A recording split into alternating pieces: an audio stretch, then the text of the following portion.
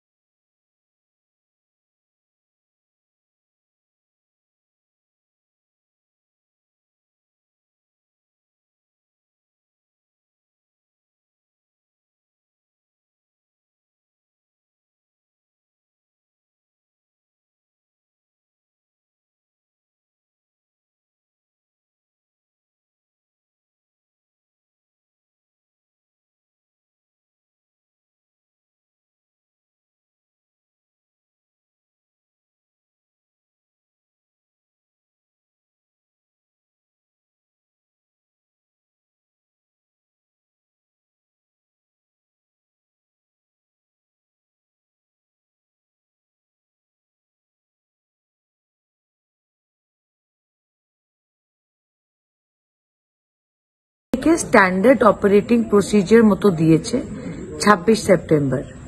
কি দিয়েছে যে পুজো কমিটির কোনো ব্যানার, হোর্ডিং বা শুভেচ্ছা ইত্যাদি লাগালে সেটা অনুরোধ করেছে অসমীয়া ভাষাতে লিখতে।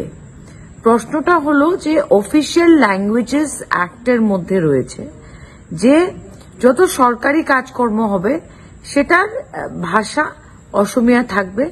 আমরা সবাই আসামে এই আইনটা মানছি এবং বরাকে বাংলা থাকবে।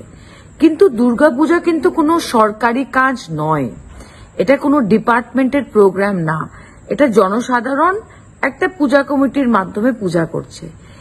তাদের উপরে একটা ভাষার কে চেপে দেওয়া আমি মনে করি এটা আসামের সংস্কৃতিতে নেই। এই ধরনের জাতীয়তাবাদী রাজনীতি কারা করছে? বিজেপি করছে এবং আমাদের মধ্যে বিভাজন করার জন্য করছে।